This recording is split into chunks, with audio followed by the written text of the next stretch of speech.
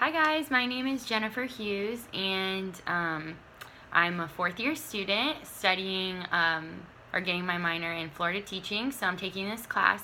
I'm actually about to graduate in August, so I'm very excited. I'm originally from Melbourne, Florida, and I have two brothers, one older and one younger, and both my parents, they both live in Melbourne as well. I just recently got married in December, so it's very exciting, and we met here at UF, and he's also from Melbourne, and he's a UF alum as well, so that's been a really amazing part of my life this year. I'm also very passionate about dancing, so aside from education, dance is my other really big passion. I've been doing that since I was 3, and I actually danced on the UF team here for 4 years, so I'm sad to part ways with that, but it will always be a passion of mine.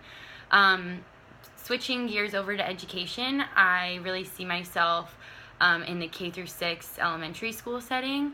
Although middle school and high school is still very much a possibility for me, I just have a really big passion for the little nuggets, as I call them.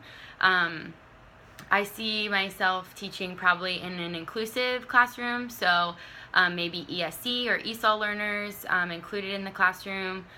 And since it would be K through 6, I'd probably be teaching more than one subject. If I did have a content area, it'd probably be science. But for purposes of K through 5th, as I talk with this class, I'll probably be referencing kind of all of the subjects. So I hope to gain more knowledge about classroom management in the sense of tackling problem behaviors, especially when it comes to little ones.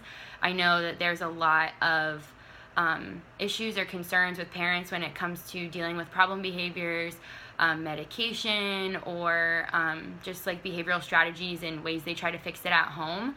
My goal is to really engage with the students and figure out how I can best work with their learning style and kind of, I guess, tailor my teaching practices to best engage them in the class. So I really want to focus on problem behaviors and how to keep the minds of little ones still engaged and just keeping their attention, I guess.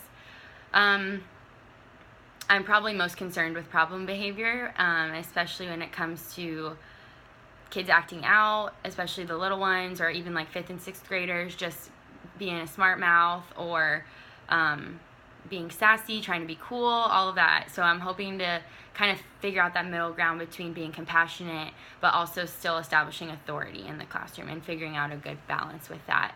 One memory that comes to mind with a really good teaching practice that I observed was when I was shadowing a kindergarten classroom.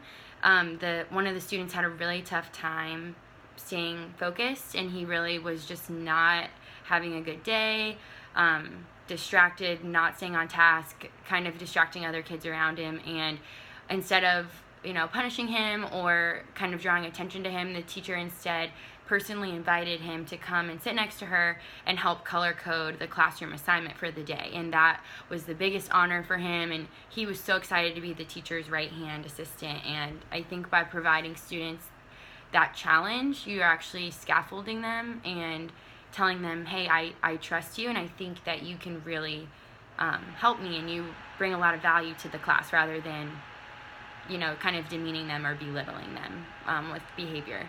So I really would love to mirror something like that. And lastly, I think classroom management is being a facilitator in the classroom, not necessarily the expert or the lecturer or the dictator or anything like that.